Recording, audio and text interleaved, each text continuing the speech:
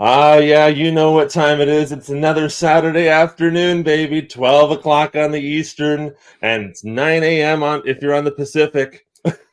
Like Matt Brown, he's up very early. Sorry, Matt. No, it's okay. Especially for a musician. I just got out of the shower, so I'm good. Hi, everyone.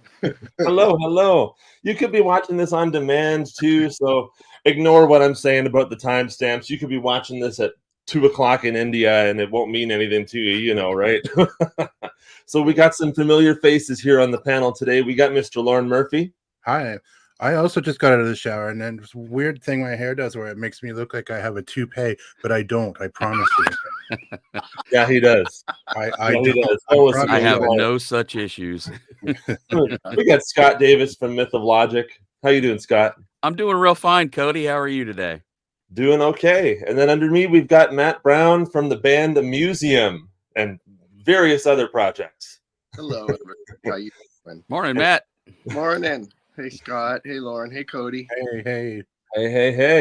So today we are talking about prog rock musicians who, well, mostly prog rock musicians. A couple of others will, non-proggers will slip in here, I suppose, but mostly prog.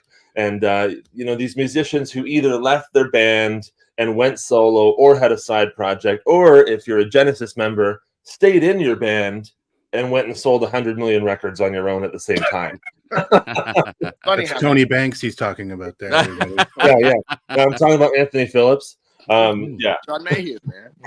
So a couple of things I want to mention before we get into today's topic is I want to talk about a couple of albums that I've got of some friends on the panel here. I want to show some support for Mr. Scott Davis of Myth of Logic. Ooh. This album, Surrounded by Ghosts, fantastic record. Thank you, The Cody. Stone House and Born to the Sky are two of my favorite tunes. I'm even going to be playing them on my various radio shows in the upcoming time, so stay tuned. Oh. This is very good. And we have Matt Brown, who does all the keyboard work on the Museum record. Changing Seasons, Birthright, cool record, man. Cool record. You guys gotta, if you're watching this, you gotta check these out. Got two of the best musicians on the planet, and they're here in the panel with me here right now. How many Matt, what do you say? And then there's my CD as well, which is 101 Halloween sound effects. Yeah, I want that one. Yeah, I'll send you guys a copy. No, for real though, these guys are super talented guys, and so if you can support them, go and get their CDs because they're worth having. So great stuff, Cody. guys. We need cab fare to get home, so yes. So today you know what we're talking about. So I'm going to kind of let Lauren and Scott and Matt sort of direct us. I'm going to start us off with one. I'll throw up a few, but mostly it's going to be these guys probably doing most of the props and most of the talking. As you can see, I'm not in my regular space today, so I'm in the corner of my bedroom because the basement is being used for other things. So we're going to talk about a solo album here that was also kind of like a solo album for other people too, aside from the guy who it was credited to, but Robert Fripp. Nice pull. I mean, yeah. So this is the Steven Wilson remix. Yep. Which is his mixes are my personal favorite ones. Yep. But you've even got a solo version of Peter Gabriel doing "Here Comes the Flood" on this, and some people might argue that it's better than the one that's on his album. I would be one of those people. Me too. Yeah. There you go. Great version. What do you guys think about this album? I think it's a great album. It's got some pretty interesting players on it. You got, from Peter Hamill to Daryl Hall, to Phil Collins. It's to Peter Gabriel. It's pretty unique album. It's it. What's Tara saying? One of you better talk about Patrick Moraz's extremely unhinged solo album. Which one? Yeah. The first one? The Story of I. So vague. Well, if you brought up Mraz, you have to remember this. He did an album with Bruford called Flags. Mm-hmm. That is stunning. It's just the two of them, piano and drums. And if you don't know that album, go find it because it's genius. It's So really, was the first really one, yeah. Yep. The albums those two guys did together. The Fripp album is another really good one. With it's amazing to me how good it turned out with all those disparate players and influences that it has. It's really, really good. That's a good pull. And that was, I think, was that not long after he produced Peter's second solo album, right? I believe that's true. Yeah. I'm trying to remember. It was like 6 months later. Was it? Yeah. Okay. Yeah. So, Lauren, do you got anything to pull? I do. I've got a little stack here. I don't know. Am I doing one at a time? Or just pull one, and then we'll talk to Scott, and then see what Matt's up to, and we'll kind of figure it out as we go. I'll start off with this is one of those little budget original album series CD sets. I like these. We're gonna go with Billy Cobham. Nice. Who is an amazing drummer. Yeah. Mahavishnu Orchestra and absolutely right. Spectrum was the big one on here, but it's also got Total Eclipse and Crosswinds and a couple of others where he got him more into the sort of funk side of fusion, if you will. Spectrum is the one that I think. Fantastic stuff. The guy's just an incredible drummer, like incredible in every way. Tara says the promo for Exposure by Fripp solidified my low-key fear of him. Terrifying. He can be very intimidating in his own way. Yes. Yeah. Yes. You ever read Bill Bruford's autobiography, that quote that he put about Fripp, where he says he talks about how the difference between people with children and people without. He said that Adrian Belew would come to visit the Bruford family, and he's a father, and he would show up with a little suitcase with like a little Cookie Monster puppet and things to play with Bill's kids. Yeah. Said that Robert Fripp showed up and told the same children at the same age that their necks were so pretty and inviting that he'd like to sink their teeth into them and drink their blood. He said, he's like, my wife was speechless for days. That's our Bob shaping young minds. Yeah, exactly. Oh God, hilarious. Fine. Oh, all right. What else you got, Lauren? Oh, more. Okay. Yeah. Sticking with the fusion vibe, we'll go with a band and several of their solo albums. Stanley Clarke. Okay, jazz. Yeah. Al Di Meola.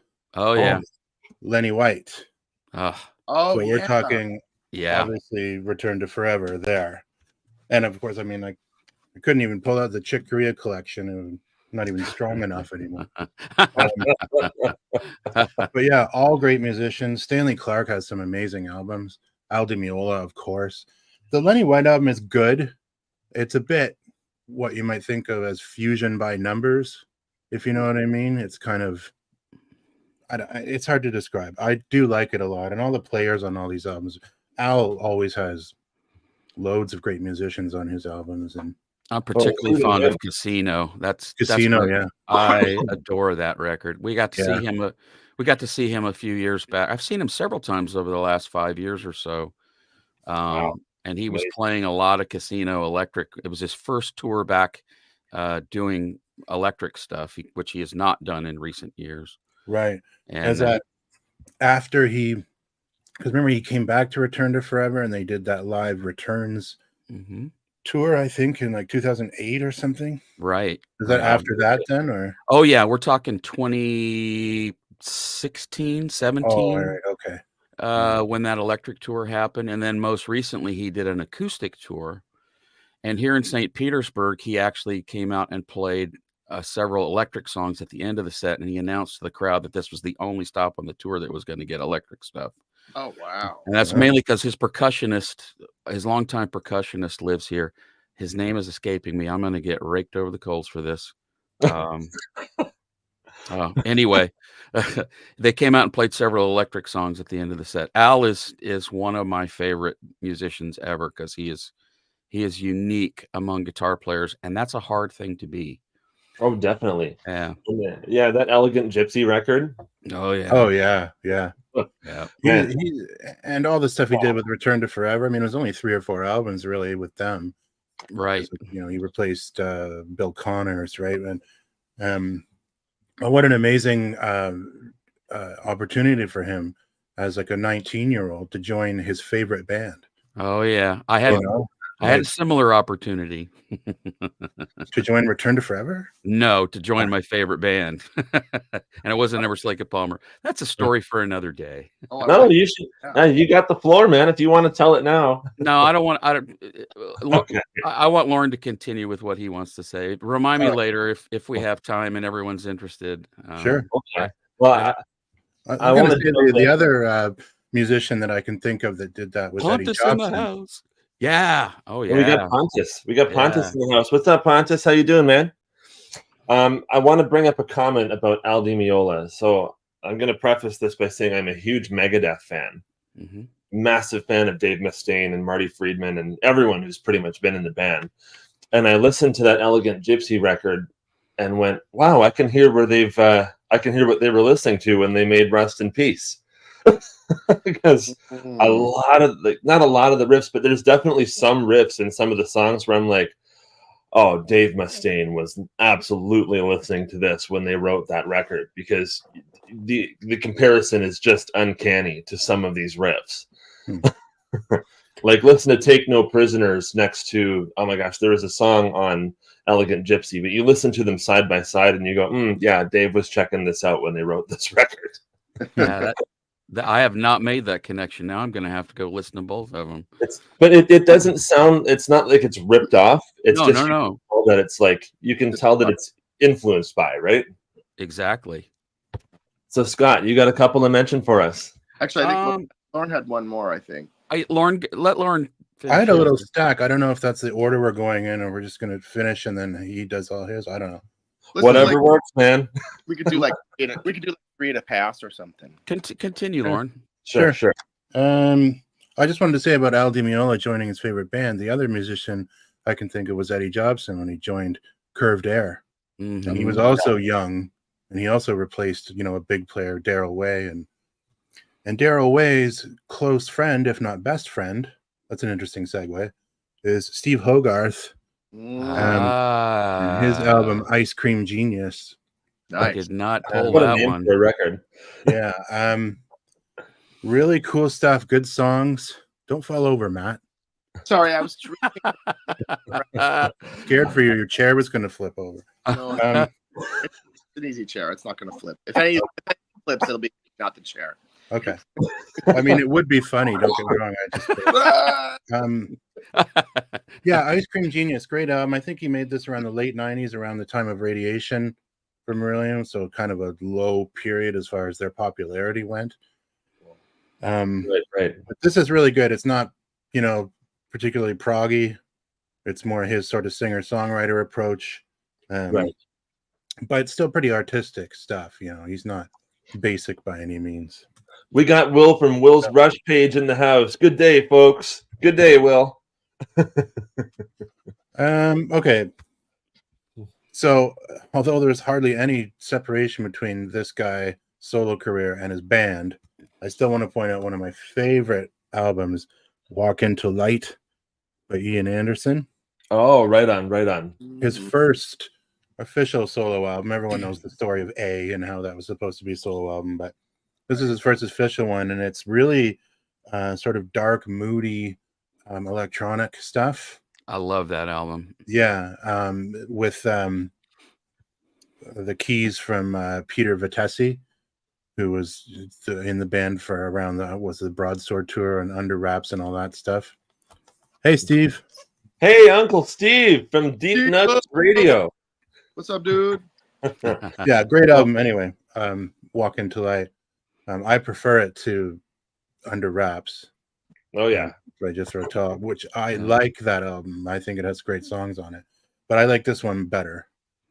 Right on. I've always been fond. You mentioned A, and I've always been very fond of that record, mainly because it's. I mean, you can definitely tell it's Jobson, but you can also definitely tell it's Tull, and it's so the meeting of those two immovable forces was something that I kind of wished would have continued a while longer than it did, because that's a really good album. I've got the reissue of that one, and I listen to it all the time still.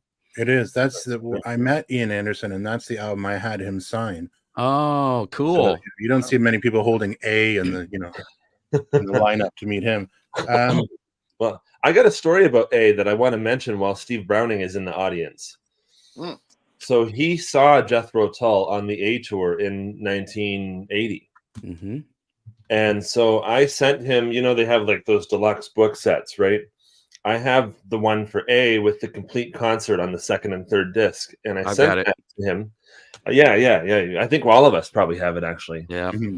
But I sent it to him, and because he didn't have it, and he said, Cody, this was the concert that I was actually at. So he's cool. I get to relive this concert. That made me feel so good that I got to, give that to him, right? Because it's like, what a memory that is, 43 years later, to be able to say, hey, I finally got the concert that I was at all those years ago, right? So that's fun for him. I was only able to see Tull once, but it happened to be the tour where UK was opening.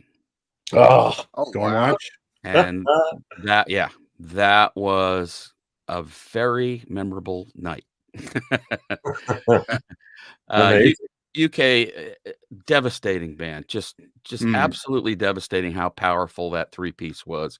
Very, very different than the 4-piece version from the first record. I never saw that version of the band live, but man, the power of those three guys together. I mean, Bosio was just astonishingly good, and singing his ass off on top of everything else. And then Tull comes out, and it was like, man, that was astonishingly good. That was a great show. Amazing. My gosh, I wish I could have seen that.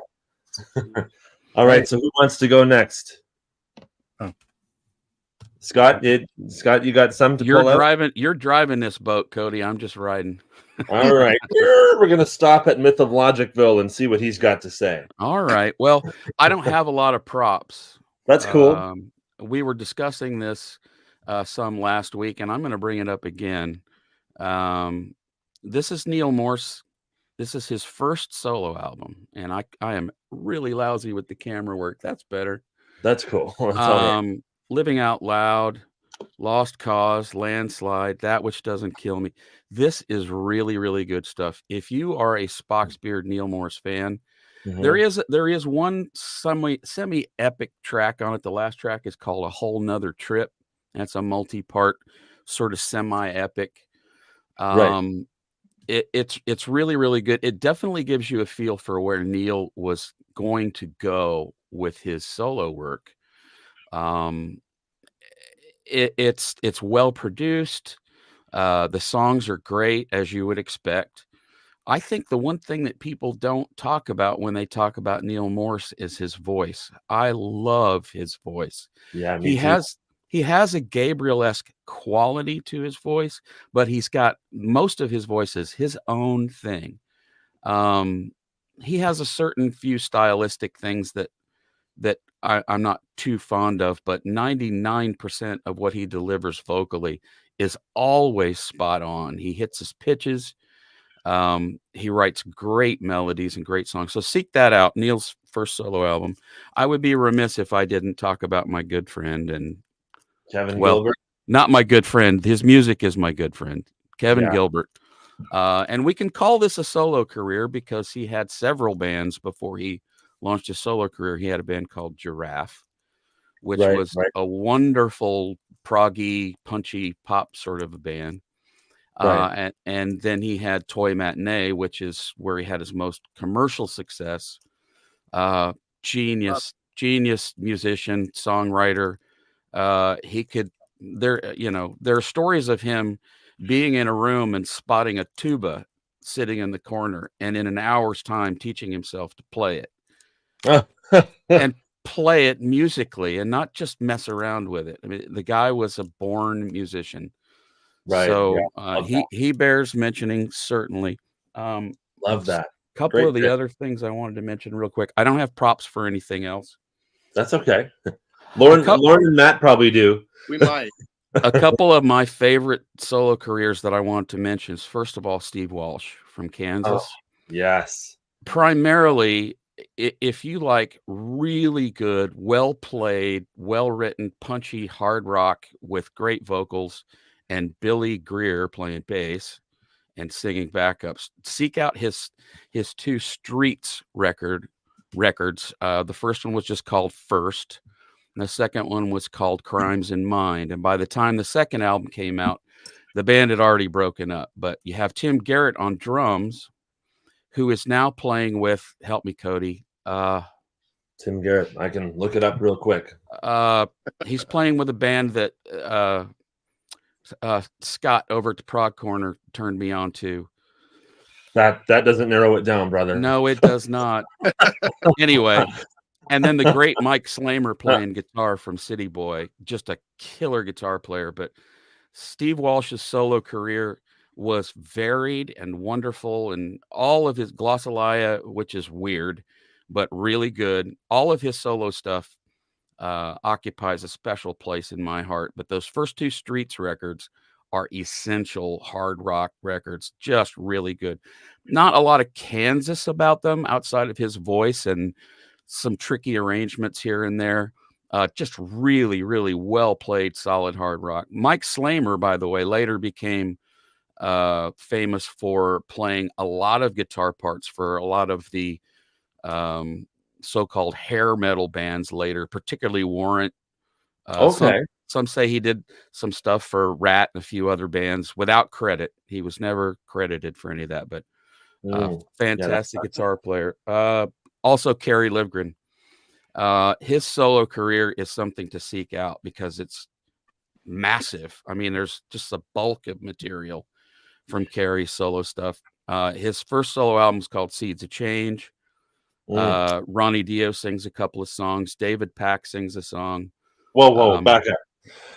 Dio is on the Kerry Livgren album. Yeah, Seeds of Change, 2 songs. I've never. Okay, that's really, Cody. Turn in your card, man. No, seek that out. He recently, in the last probably 7 or 8 years, he did a re-recording on some of that. On all of Seeds of Change, which is kind of hit or miss for me. I got so used to the original version of that's where I live. But seek out his first solo album. It's called Seeds of Change. Dio sings on 2 songs. He sings on a song called Mask of the Great Deceiver and another one called To Live for the King.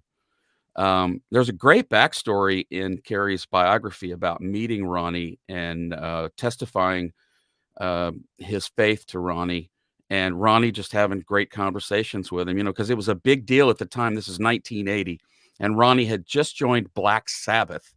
And here he is singing on Kerry's solo album, who's an avowed Christian.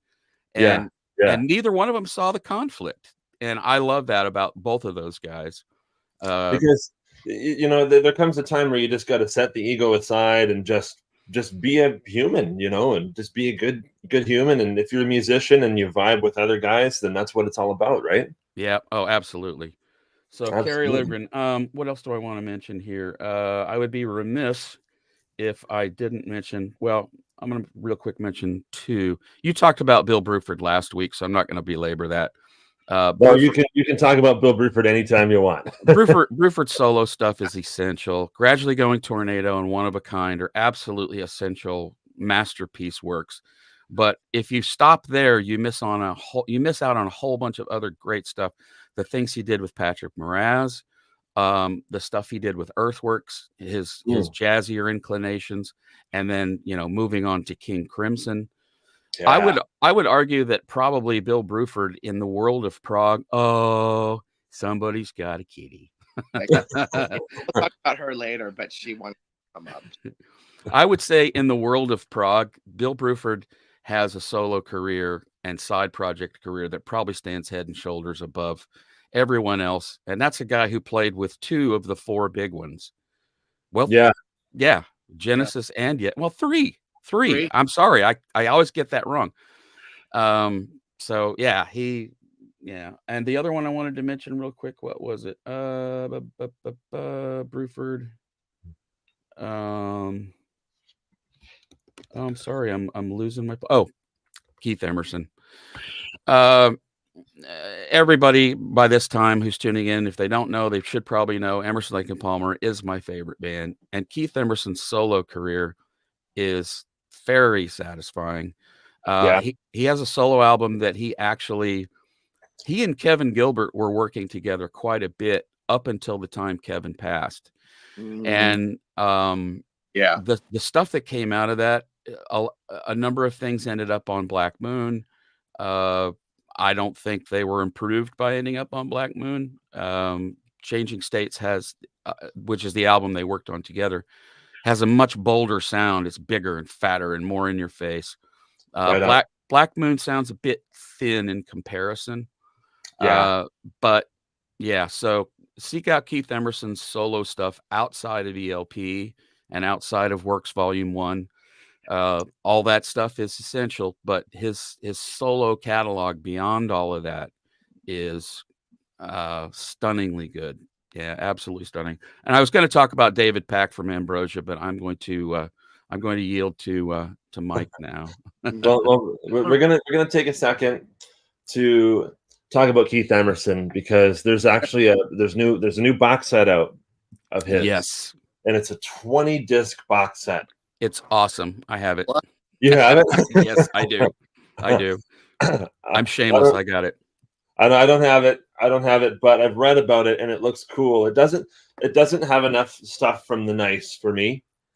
But it does have a lot. There were licensing issues there. Oh, okay. Yeah, that makes sense.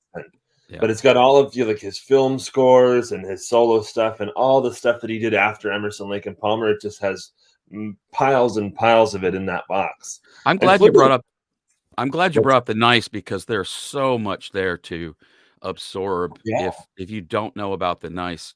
Oh God, yeah. Yeah, I mean, you will hear the seeds of everything that came after, and some of it is just, well, most of it is stunning.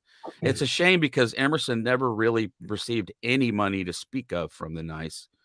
Wow. Their deal was really awful, apparently. Anyway. Yeah, and he performed their songs sometimes with Emerson, Lake and Palmer, like the songs that he would do with the Nice. He took them over to ELP, right? America was a thing that the Nice were doing, and Rondo. Rondo. Yep, there's a lot of and certain textures, elements, and approaches from the Nice you can hear if you go back and you've not listened to the Nice. You'll go, oh, I can hear where they took that somewhere later. Yeah. So Mr. Matt Brown has got a couple of things to mention up his sleeve. I do. I hope so. Anyway, I mean, I wasn't able to be here last week, so hopefully, what I'm going to mention, I'm trying to pick things that maybe weren't talked about last week. But but it's a fresh perspective, so go right ahead, man. Do it.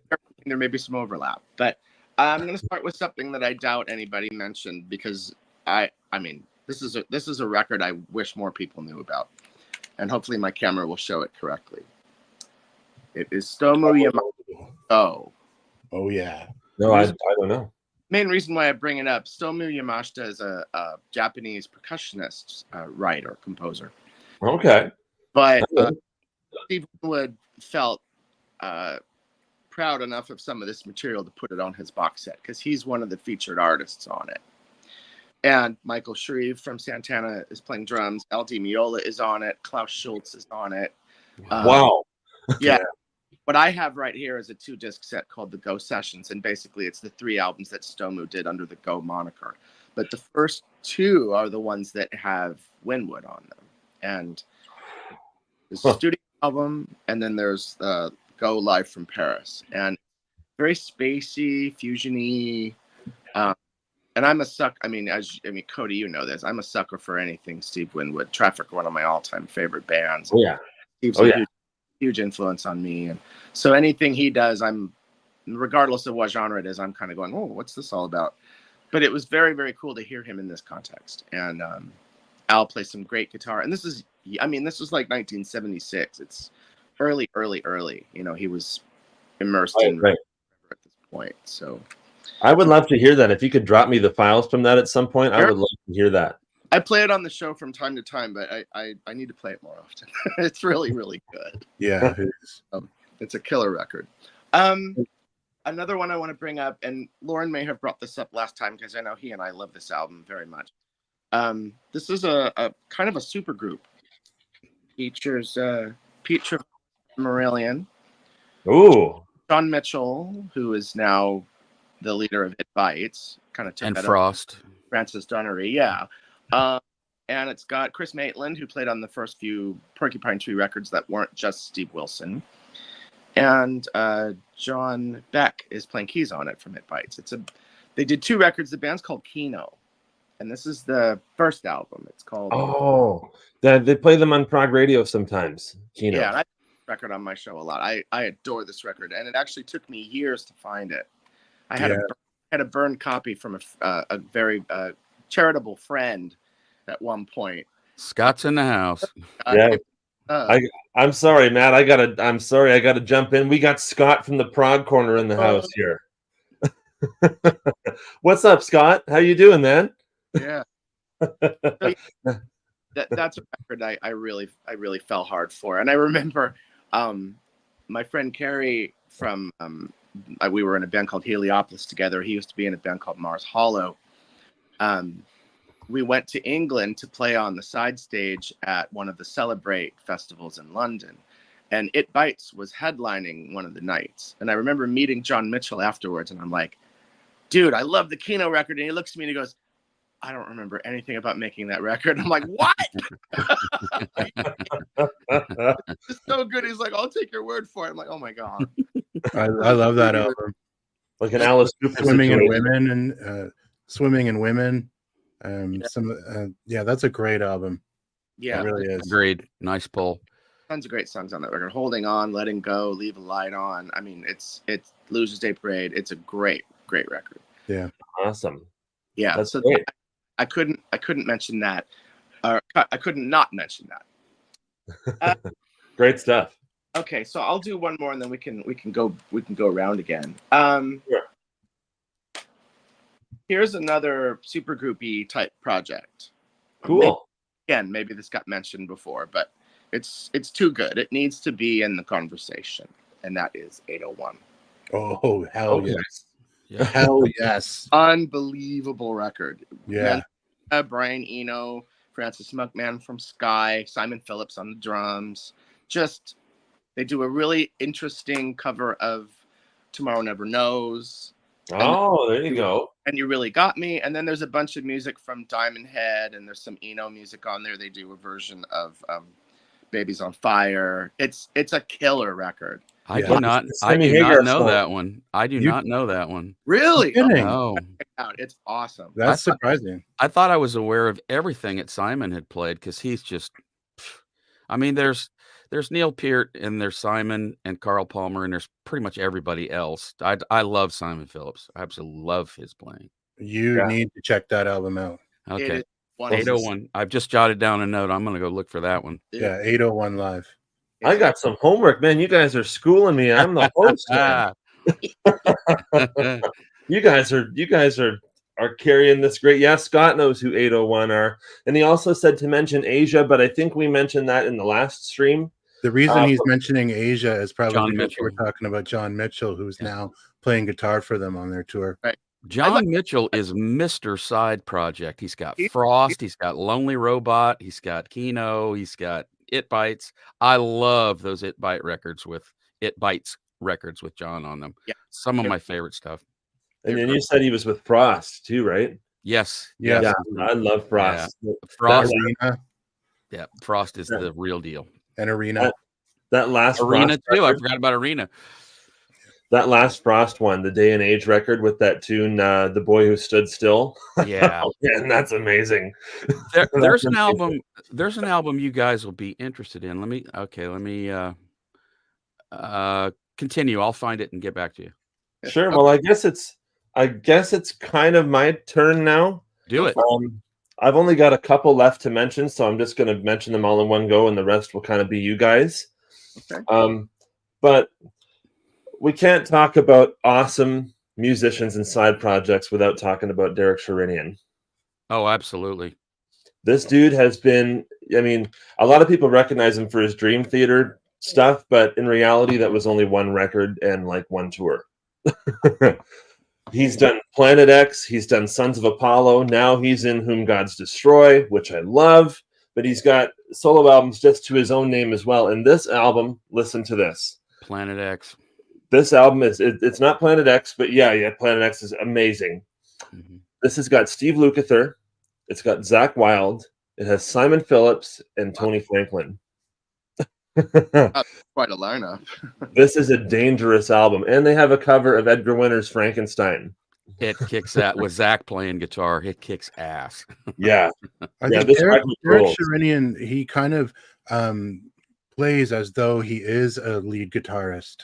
Oh, he's a rock star. He has a real love and affinity for the big guitar heroes. You can hear it in his playing, and I think his chops improved after he left Dream Theater. I think he just got better and better. I wouldn't dismiss that idea at all. I think that's correct.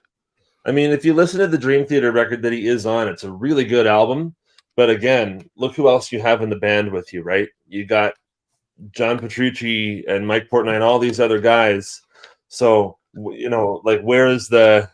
I mean, he's got his place absolutely on that record. I love the Falling Into Infinity record. But, you know, if you want to really see him shine, you probably have to listen to Sons of Apollo or something, or Planet X, right? I watched the DVD that came with my live Sons of Apollo DVD CD combo. It came out a few years ago. And they're playing with the Plovdiv Orchestra.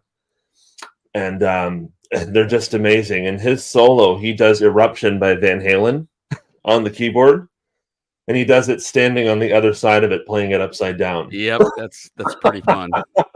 I can't play it upside down. I can play it not upside down. Holy crap.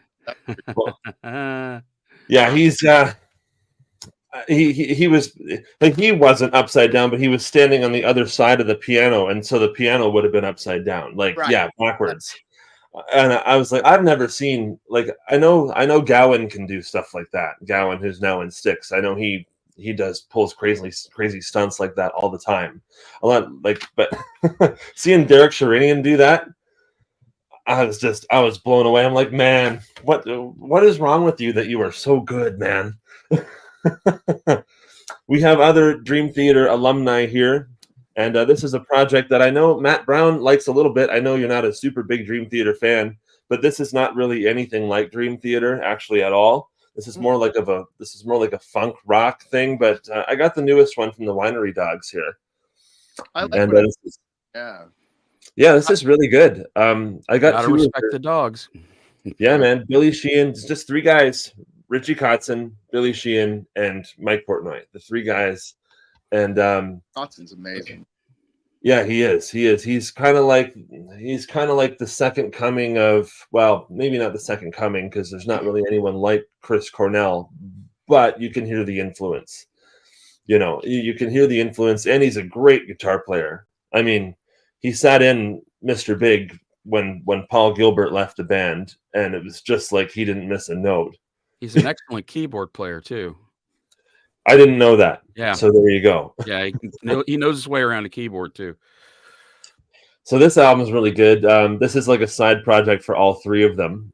You know, Billy Sheehan, obviously, especially now, has gone back full-time to Mr. Big, which I'm going to go see actually in a couple of weeks. Oh, I love me some Mr. Big. Oh, me too, man. And Nick D going to be on drums. Nick D. Virgilio with them. So yeah, they had to cancel when they were here.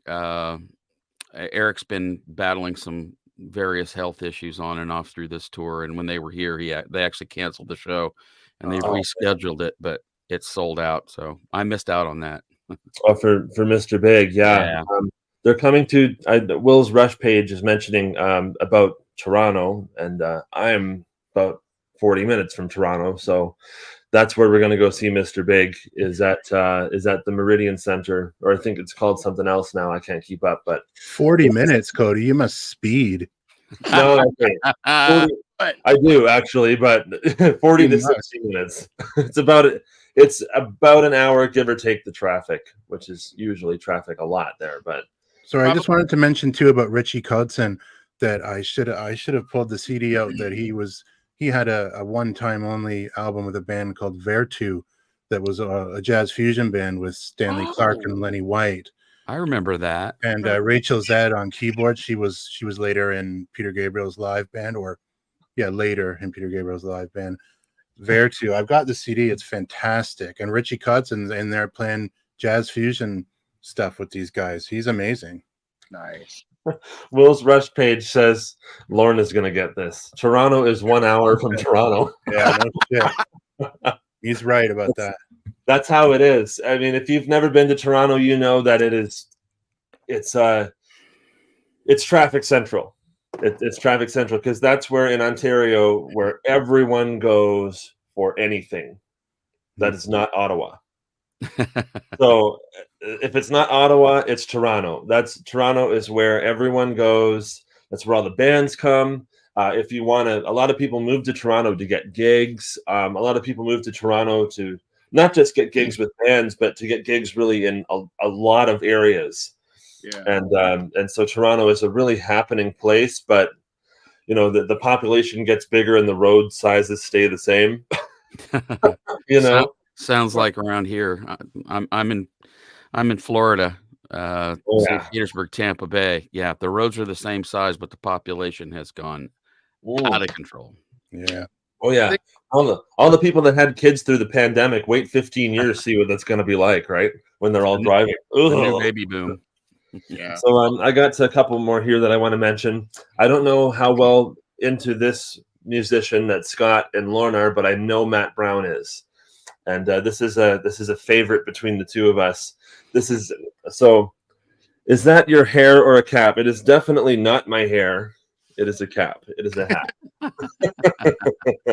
I got wild bedhead today, bro. I wasn't gonna let y'all see this. So this next album I'm gonna mention here is so this fellow was in a band that Matt and I both love, and then there came a point. This is essentially a live band who the studio stuff was secondary. And there was a point in the early 70s where they decided that they would all branch off and make solo records. But with their solo records, it was all the guys from the full-on band playing on the individual solo records. Mm-hmm. I'm talking about Bob Weir's Ace album from 1972. Oh, yeah. Every song on this has all the members of the Grateful Dead playing on all of them, except for the fact that this was under Bob's hand. Like this was like him operating the whole thing, as opposed to it. Yeah, probably his songs. I mean, rather than it being, Jerry's songs or Pigpen songs or Phil's songs, it was all Bob's songs. Exactly. Will says, for Dream Theater solo efforts, John Petrucci, Terminal Velocity is a great record. Yes, it is. And the tour was amazing with Dave LaRue on bass and Portnoy on drums. Oh, yeah, you lucky duck. You got to see that. Yeah, we saw that. We saw that show here. It was very, very good. That's amazing. Yeah, it was. Well, of course, that was, the preamble to the return of Portnoy, I'm pretty sure, was that tour. Their wives opened the show and were very good. Awesome. I forget the name of that band. My wife bought the T-shirt. They were really, really good. I was very impressed with that band. But Mean Streak. Thank you. Mean Streak. Yeah, that's right. Yep, they opened the show, and Mike and John were clearly relishing that time together. Mike was having a blast. But yeah, that was a great show. Yeah, I bet it was. You lucky people who got to see that. That's amazing. Yes, I did mention Toy Matinee, Christopher. Yes, you did. Hi, Christopher. So yeah, we were talking about just a little bit about Bobby here. So this is essentially a Grateful Dead album, but with him and John Perry Barlow writing all the songs. So there's no Phil Lesh tunes, there's no Jerry Garcia tunes. Although those guys play on it, it is all sort of under the supervision of what Bob wanted to put out. And some of these songs were actually written years before like Playing in the Band was debuted long before this record came out. So the actual first live performances were on a live Grateful Dead album from long before this. But I think this is a really good album. Are there better live versions of some of the tunes? Probably. But I think it's great. I mean, you got Greatest Story Ever Told. You got Cassidy, which my favorite version of that is on the Reckoning album from 1980. Playing in the Band. And then there's a song that never got touched ever by the live Grateful Dead band, Walk in the Sunshine. I played that on my Deep Nuggets show the other day because I'm like, you know what? No one's going to expect this. No one plays this. But yeah, so I just wanted to mention this. And this actually the second disc. This is the 50th anniversary version of this. So this is Bobby and the Wolf Brothers playing the whole album, playing the whole record. Of course, very kind of slow the way Bob does it now. But that's okay. It's really cool because this was just from like 2 years ago, right? Yeah. And it's just super interesting. So if you like the Grateful Dead at all, I mean, this is very different than what you would probably expect from the Grateful Dead. It is definitely Bob tunes, and I happen to love Bob's songs. So Bob's songs tend to be a little bit more, as far as the Dead are concerned, Bob's songs tend to be a little bit more quirky than the songs. And yeah. I mean, actually, I'm gonna mention this just real quick because it's sure. I won't harp on it or anything. But one of my favorite Dead songs is a thing called "Victim or the Crime," which a lot of people absolutely hate. I think there's like maybe 20 or 25 people who love that song, and I happen to be one of them. But it's this weird. Apparently, Bob was really influenced by Stravinsky on the tune, and you can kind of hear it because there's all this weird chromatic stuff going on. It's such an atypical song for a band like that, but I just heard it and went, oh wow, that's really cool and really different. But it kind of gives you a glimpse into Bob's head. He's and non-typical songwriting. Yeah, and Bob's a jazz guy. Like he's actually like a big jazz head. Yeah, it's true. I watched that documentary that he did a couple years ago on Netflix. It's called The Other One. And he said when they were doing the Blues for Allah record, he was sitting listening to stuff like McCoy Tyner and things like that, listening to the chordal changes that McCoy Tyner would do. And who's the guy that he played with? My gosh. Matt, help me out. Thank you. I knew that it was on the tip of my tongue. I just couldn't remember. I'm not a super big jazz head. I do like John Coltrane, and hearing him talk about McCoy Tyner and John Coltrane together, and he was saying this is what I was attempting to do underneath Garcia. So he would take a solo, and I was trying to find the ways to play all these cool chords under what he was soloing. That made me go start listening to McCoy Tyner's solo albums. Yeah. And so, hey, you know what? Kudos to Bob because I do like jazz. I'm just probably not as well versed as you guys are. I got nothing against it. I like a lot of it. And so Bob is what got me into McCoy Tyner. So right on, Bob. Hi. Good job, Mr. Weir. Good job. And I was gonna mention Roger Waters because we mentioned David Gilmour last time. I know, Scott. I know. I know what? Some people are. I know you're not into Roger Waters too much outside of the Floyd. I like these two. I will never tell. That's cool. You know what? This is supposed to be about the highs and lows of these solo albums. And so I expect that I'm not really a big fan of a lot of his solo stuff either, but this is probably the one that I like the most out of all of his solo albums. And I just felt it was, kind of important to mention because Pink Floyd is an important band, and rightfully so. On to the next one. This is my last one, and the rest is going to be up to you guys. Wait, back to Pink Floyd for a second. I just want to announce that David Gilmour has a new solo record coming out in... I didn't see that. Okay, nice one. David Gilmour has a solo record coming out, which I love all of his solo albums. He's not like Roger. I love his solo records, and he's got a new one coming out, so can't wait for that. Yep. And I I think The Sun is coming out. Oh, that's one of my favorite Crimson records. Hey, if Scott is still in the Peanut Gallery, he's gonna love that. That's his thumbnail for the Prog Corner right there. It is, yeah. I want to mention Trevor Rabin, the new album. I don't remember if I mentioned it last time, but it's so You good. did, but go ahead. Yeah. I actually don't even mind that I did. I will talk about it again because this is very good. I mean, from the first time I heard Steve Browning on Deep Nuggets Radio play the single for this, I was like, it's all over, man. This is it. This is it. This is the record. This is going to be the album. Okay. And it's so good. I mean, Push is an excellent track. Oklahoma, just the whole record is really good. And he's singing as good as he did on 90125 and Big Generator. And his guitar playing has not taken a dive, man. He's happening. 35 years since his last vocal record, and it's like he hasn't missed a beat. Yeah, it's good stuff. I like that album a lot. If you guys got more to mention, go right ahead. Okay. Lauren, are you done? Oh yeah, you take the floor, man. I'm done. I mentioned everything. It's all you guys. Do it, Lauren. Okay.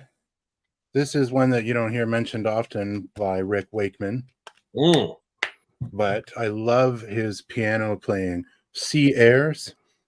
Oh. This is part of he did 3 of them. He did Country Airs, Sea Airs, and Night Airs.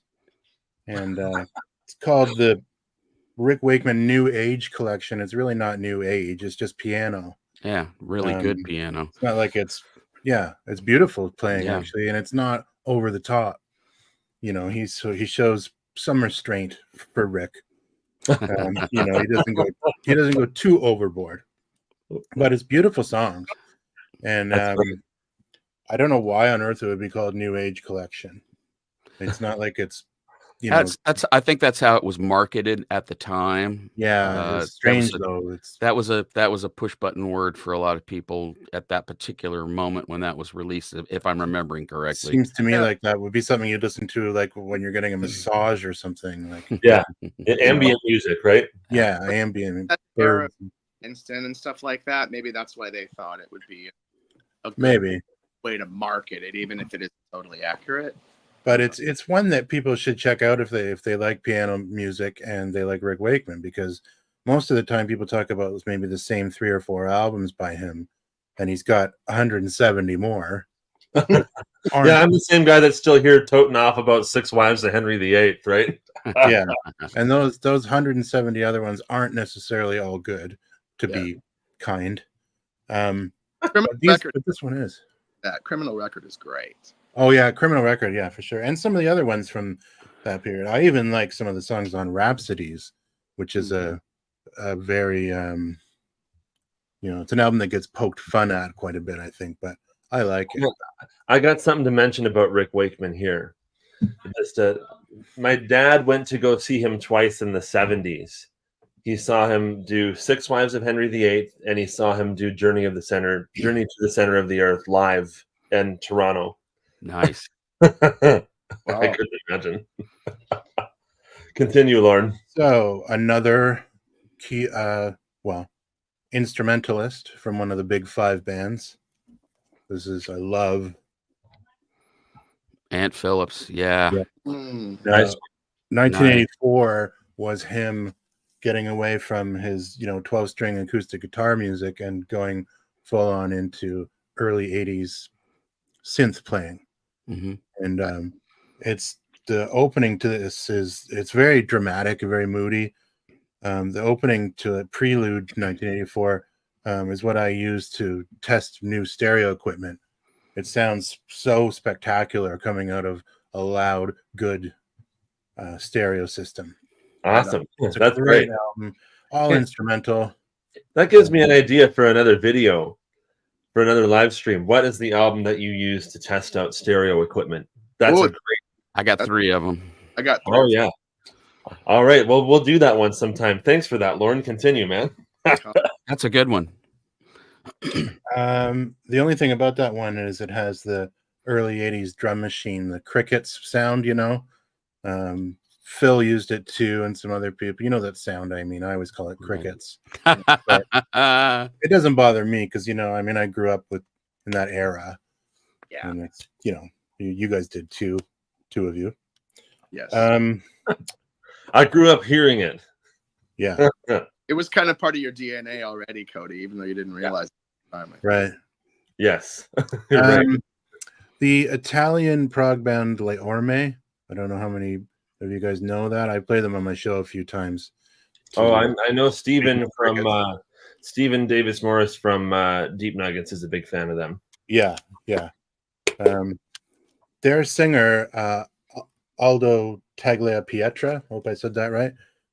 There you go. That's there's some Paul Whitehead artwork for you there. As Le Orme used as well. And I'm a sucker for his artwork. I collect albums with his artwork on them. But anyway, he's a great vocalist. Le Orme is a great band. And I'll just do one more. I mentioned last week or 2 weeks ago that Peter Hamill from Vandergraaf Generator, that I chose Silent Corner in the Empty Stage for being the real big proggy one with the sort of Vandergraaf kind of epics on it. But this is actually my favorite one. This is called Over, and that is him. Has his breakup album. It's his Face Value, if you will. Okay. Before Face Value ever came out, and extremely. Look who we got in the comments here. We got Kyle from All Media Reviews. What's up, man? Hey, Kyle. Toy Matinee. Yeah, Toy Matinee. We're way ahead of you. We love twice. that. Yeah, Peter Hamill, Over. Brilliant album, drenched in every kind of emotion, from like heartbreaking sorrow to absolute rage in the song Betrayed. There's a song called Betrayed. I mean, guys like Bruce Dickinson have nothing on Peter Hamill when it comes to that kind of delivery. But yeah. Hey there. Yes, thank you, Kyle. Thank you, man. Those are some of mine anyway. Cool. So that's all. All right. Scott, you got some more? I do have a few more. Go for it. One of the most important musicians to my own personal stew of musical influences is Eddie Jobson. Oh, his solo career after UK was sporadic but magical.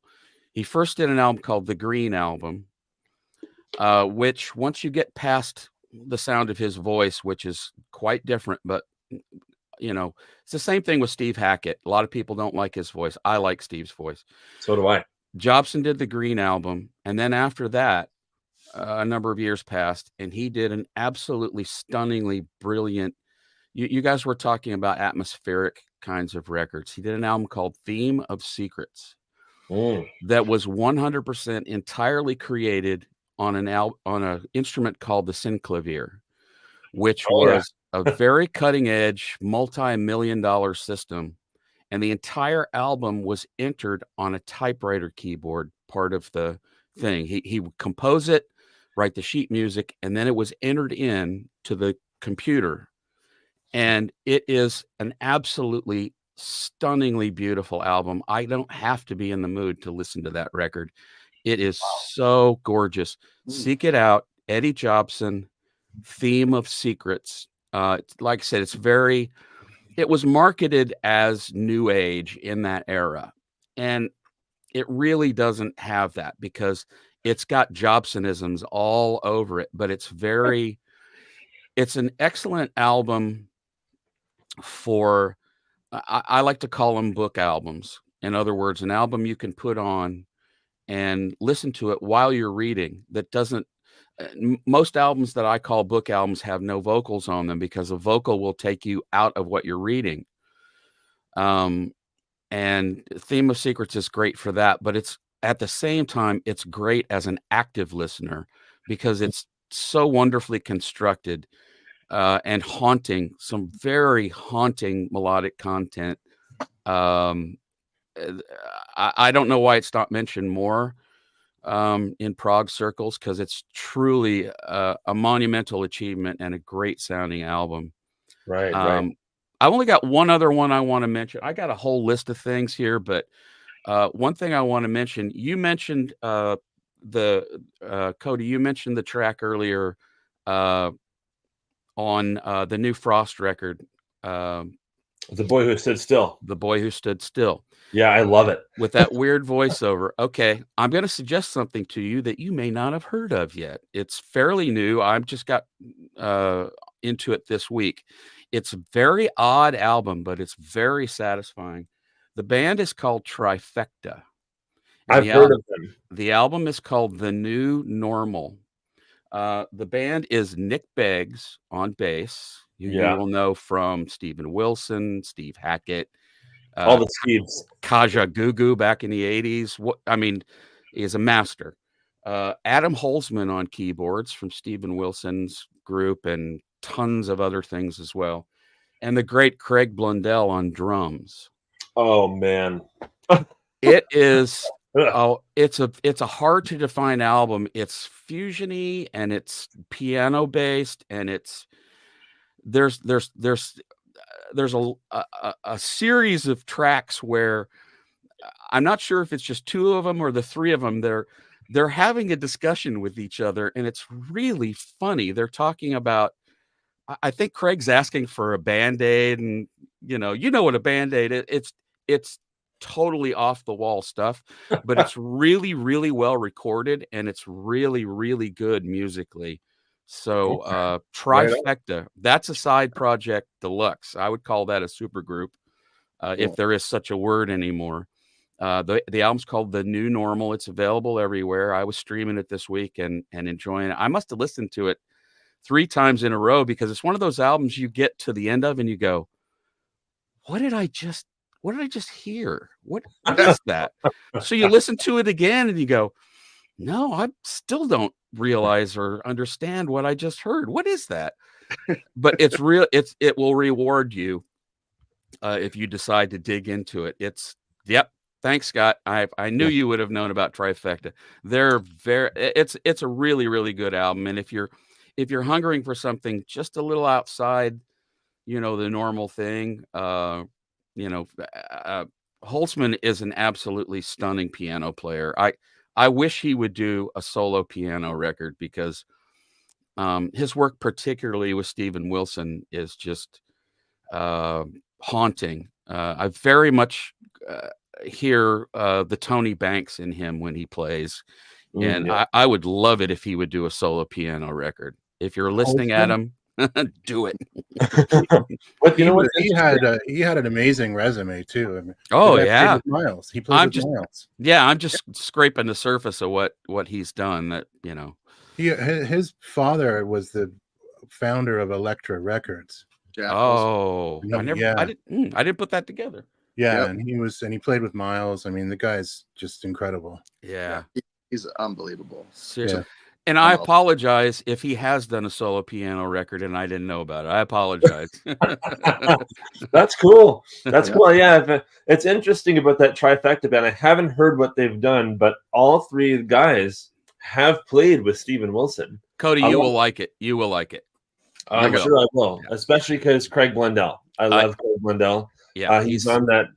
He's on the second Frost record. He's not on the new one. That's Pat Mastelotto and another guy. But he's on their second album, and he's on the majority. I think like some people might not know this, but the new Steven Wilson album, the majority of the drumming on that is Craig Blundell. That's correct.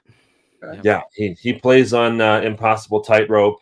He plays on What Life Brings, and most of the album. Actually, he plays on most of it. We saw Hackett when he was here just not too long ago. It was early March. He was here at Ruth Eckerd Hall in Clearwater. And Craig is just, that whole band is scary. But Steve is just, at his age, he's still got it, man. He still has it. He's still producing great music. He still has a great band. And Craig is driving that engine room. He really, really is. He's one of my favorites, my favorite drummers that's active and working in the scene. I love his stuff with Frost. He's done a number of live things with Frost. Oh yeah, he did the last touring they did. I love him and Frost because he and Jem are just, it's like they're sharing a brain. yeah. I've seen him a bunch of times now with Steve Hackett, like you said, and you're right. I mean, I've seen Steve with 3 drummers, and all 3 were amazing players. Yep. Gary O'Toole was probably the one I saw the most. Then Nick DiVirgilio, I saw one show. Oh, cool. The rare part of that tour that he was filling in for Craig Blundell. So I saw that. That was awesome. And Craig Blundell, I've seen probably 2 or 3 times with Steve. No, 3 times, because I saw the same tour twice. You know, it's funny how this cross-pollinates, because DiVirgilio played with Frost for a little while. He did some live work with Frost. Did he really? Yeah, if you look on YouTube, you'll find a video of Frost playing on one of those Cruise to the Edges, and DiVirgilio was playing drums. Cool. Well, show. Yeah. The more I dig into him, the more I love Nick DiVirgilio. Nick is a superior human and a supremely gifted musician. Thinking of him as just a drummer and he's one of the best really shorts him, because he's an all-around great musician. My favorite album ever, The Shaming of the True, would not exist without Nick DiVirgilio. He spearheaded the whole thing. He drove that whole thing forward. You know, I am a big NDV fan, big time. Absolutely. He's on this too. Oh yeah. Big Train, Folklore. Yep. Oh yeah. Yep. This record is astounding, and so is the new one. The Likes of Us is amazing. It's one of the best records that's come out. The new one is one of the best records that's come out in years. I'm putting it out there. I also want to mention really quickly, The Shaming of the True. The other guy that really worked with Nick to get that project done after Kevin passed was John Cuniberti, the producer, who's overseen various remixes and reissues of it over the years. And John is also an extremely talented individual. And without those 2 guys, I wouldn't have my very favorite album. Yeah. Yeah, there you go. And you know what? I am aware of Nick DiVirgilio. Well, I'm into him because of someone on this panel. And that someone is right underneath me. This is Matt Brown we're talking about. So, Matt, I don't know if you remember this, but a couple years ago, you and I were talking about Transatlantic and Mike Portnoy, and you said the Neil Moore stuff that I like the most is with Spock's Beard from the 90s. And you were doing a show on Deep Nuggets. It was a Tuesday night, and you played something from the V album. Probably At the End of the Day, because I adore that tune. Yeah. Yes, that might have been what it was. And that was when I became aware of Nick DiVirgilio, right then and there.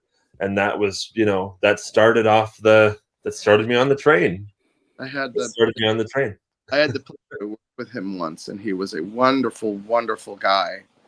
It was kind of a last-minute fill-in situation when Nick did he did a Rewiring Genesis show here in California, and I ended up playing keys on the Lamb portion of that show. My friend Kevin Crone played the Spock's portion of the show, but I played the Lamb portion, and with like 3 days notice. And you played with Nick DiVirgilio. Yeah.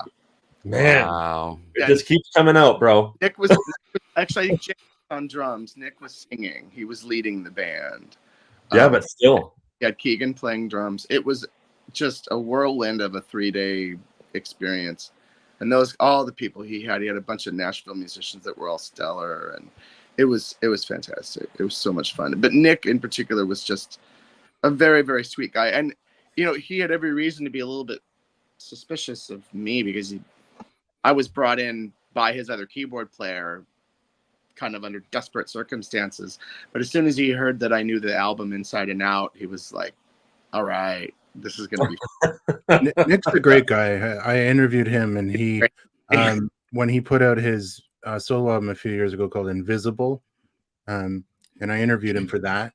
But the conversation went on and on and on, way past what my allotted time with him was, because he was just so conversational and just so down to earth. And it was just 2 music fans chatting about music. It wasn't even an interview anymore, I met him once years ago. We saw Spock's Beard at First Avenue in Minneapolis.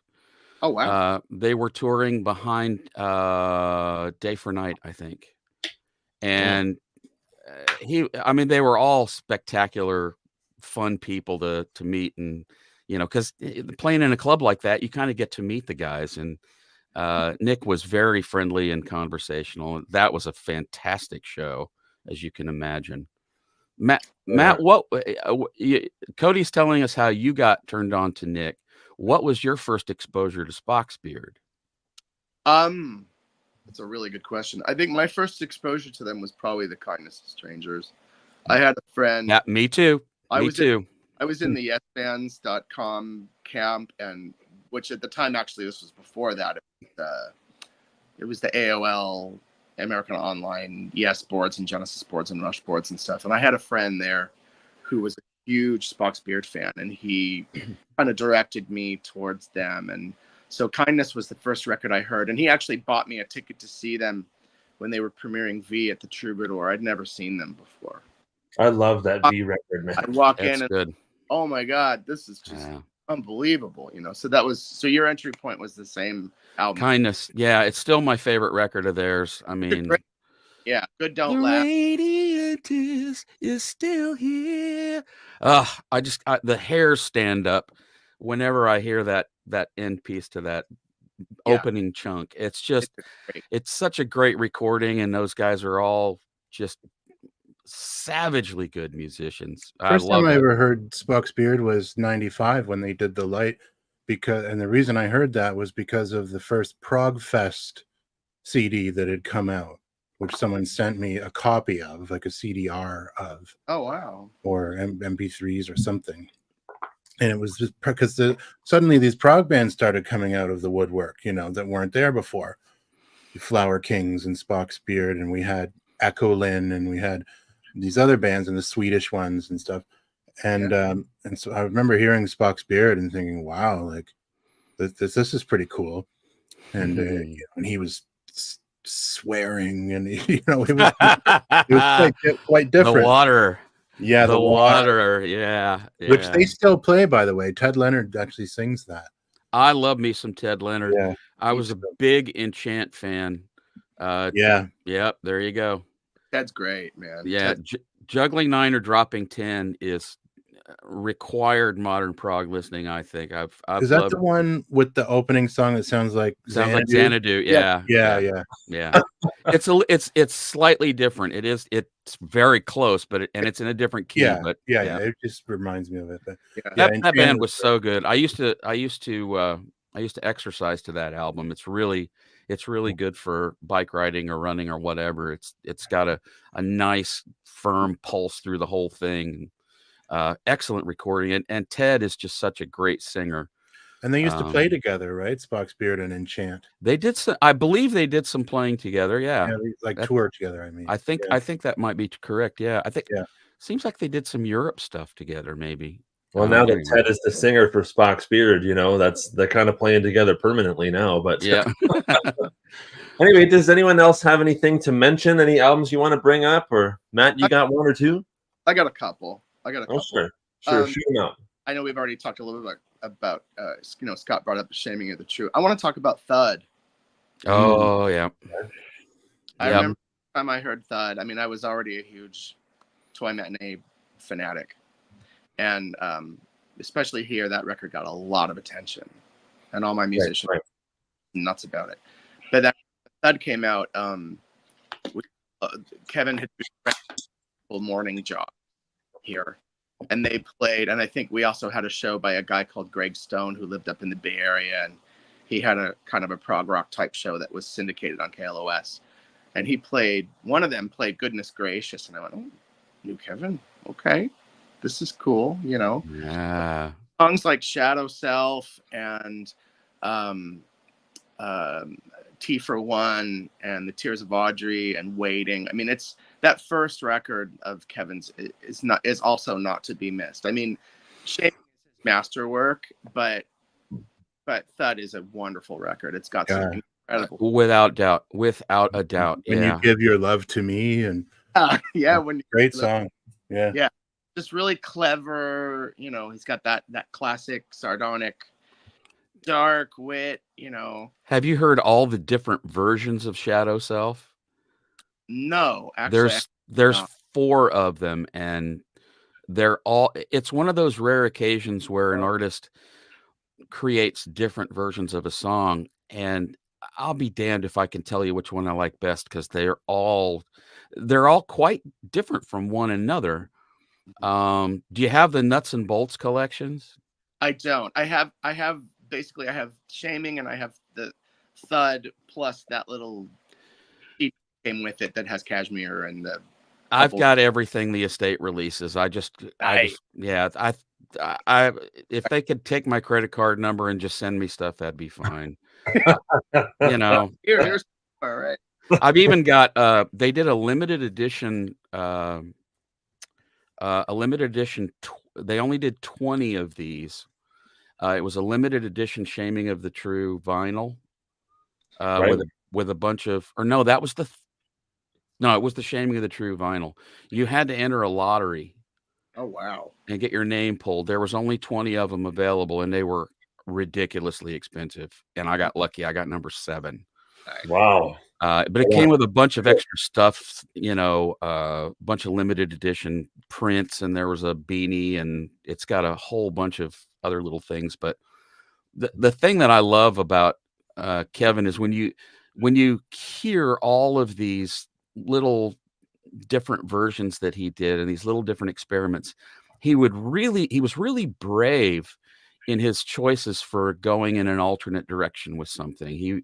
He didn't just fool around with, oh, I'll just leave out the synth part in the chorus. It wasn't like that. I mean, you would hear stunningly different versions of the same musical thought. He was unafraid to just wholesale remove chunks that he didn't want in that moment. But Right. yeah, you need to get the Thud, and I think they still have it on the website. It's not too expensive. The Thud anniversary edition. It's a 3 CD set. Oh, I got to get that. Yeah, go get it. It's like $30 or something. It's fair. If you love Kevin and you love Thud, go get that. You got to have it, because it's either got 2 or 3 of the 4 alternate versions of Shadow Self on it. Nice. On the 3 discs, and it's just that's required. If you love Kevin, that is required. I will check right that. on. Yeah, Matt, Cool. you got some more for us, my friend? I got a couple more. I'm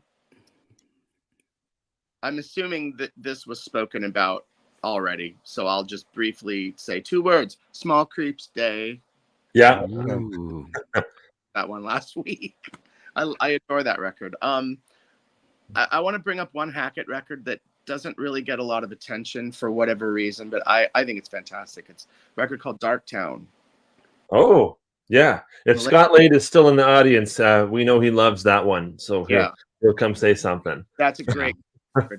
Let me look at my stack of stuff here, because I deliberately tried to pull some things that I didn't think would get mentioned. It's over in my jazz rack, which is across the room, and I'm not going to leave the chair to get it. But since Lauren was talking about, you know, the jazz fusion side of things, I want to give a shout out to Lyle Mays' first solo record. Oh, Lyle. 6.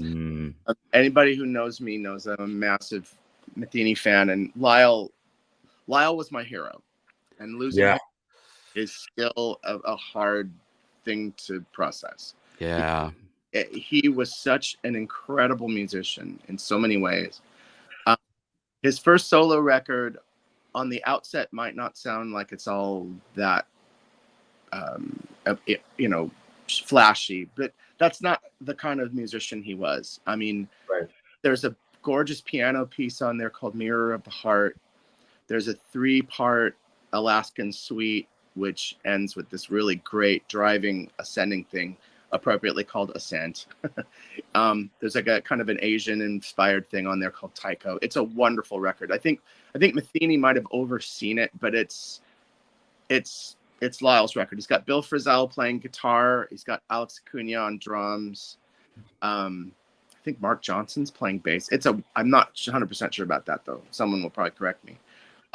It's a fantastic record. And the other thing I wanted to mention was, you guys were talking about Bruford solo records. Oh yeah, I'm always talking about those though. I want to mention 2 records in particular that I've always thought were really creative and interesting. One of them is called If Summer Had Its Ghosts, which featured Ralph Towner from Oregon. Beautiful record. Oh yeah. The other one I want to mention is one of the more acoustic Earthworks record called, I'll make sure I get this right, because I have several of them and I may be confusing them, but I think the one I'm primarily thinking of is called Apart and Yet Apart. Yes, that's brilliant. I just played one of those on last Saturday. Nice. Yeah. The opening track, No Truce with the Furies. Yeah, that's the one. That's the album. Yeah. He Sports and No Truce with the Furies. Yeah. I was very, very lucky to see that band play Bar and Grill in LA. And they were brilliant. They were absolutely brilliant. And I love the fact that British musicians have their own idea of what jazz is. I like that they filter it through their own influences in addition to all of the classics that have come before. And they come up with this alternate reality, and it's fantastic. And that was the second incarnation of Earthworks too. It was after Bill had moved away from the electronic drums and the guys he had originally and moved on to a completely new lineup, really, and gone basically pure jazz. Really. Yeah. I wouldn't really call it fusion anymore at that point, which is fine. You know? Right on. Man, I got so much homework to do now. I'm losing time. There's this great sign. I got to share this before if we're going to adjourn. And this is maybe a good place to end, or maybe it might. If you got one more, shoot it. Okay. Well, there's this great record store down my way called Freak Beat Records. It's in the San Fernando Valley, and there was a sign in there that in their Freak Beat font, which reads, "You will never hear everything. You will never know everything. You will never own everything." It's very humbling. I mean, we all try, and we spend our lives doing it, but that's the cold, hard truth. So I actually found that to be a very Zen phrase, and I thought, all right, I can accept that. I will absorb as much as I can with the knowledge that what I'm going to absorb is finite. What there is out there to discover is infinite. So there you go. Wow. I would like to get that sign and just highlight the part that says "You will never know everything" and just put it up in front of my wife.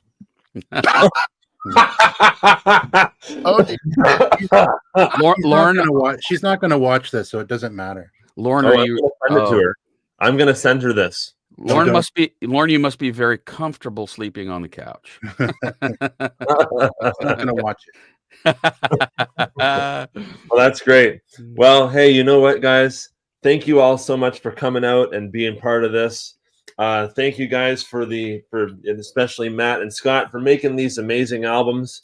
I'm hoping for some more music from Matt Brown soon, and I'm really digging the Mythologic stuff, Scott. So thank you so much. Thank you. I appreciate it.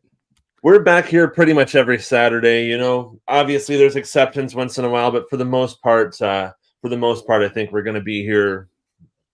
I think we're locking this down every Saturday. This is the Saturday stream, not to interfere with the Sunday Prog stream over on the Prog Corner, where I'm going to be there tomorrow talking about Beatles music, so that's going to be fun. I'm jealous. That's going to be we're not.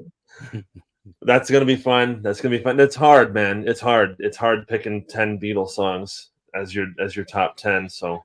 Just side 2 of Abbey Road, side 1 of Abbey Road, side 2 of no, not quite, but thank you guys so much, and so tell people where they can purchase your albums here, guys. Can you get them on Bandcamp? Yes. Matt, go ahead. Yeah, A Museum is available on Bandcamp. The Heliopolis records, there's 2 of them. I don't know if those are available anywhere, but A Museum is available on Bandcamp. Sure. Right on. What about you, Mr. Scott? Yeah, we're on Bandcamp. All streaming services. This is the new one. You're Holding Up Surrounded by Ghosts. This is Pictures from a Previous Dream, which came out New Year's Eve. Cool. And the third one will be out later this fall. But yeah, Bandcamp. And I actually need to reorder Surrounded. I think I have 4 copies left of the CD. I've got one. Yeah. It's really weird how the internet works, or how, this type of exposure works. I have pockets of people who really love Myth of Logic. There's a bunch in Japan and some in Germany, and I know. I've sent boxes of CDs to a shop in Japan called Garden Shed. Every time I release one, he orders 20, and he pre-sells a bunch of them. So it's really strange, but isn't life strange? That's what John Lodge says, right? Yeah. Well, thank you guys for being part of it, and hopefully I'll see this panel and maybe an extra Irish guest possibly next week. All right. Peace and love to everyone watching this live and on demand. Much love to all of you. Thank you so much, and we'll see you next time. All right. All See you. Rock down. Rock out.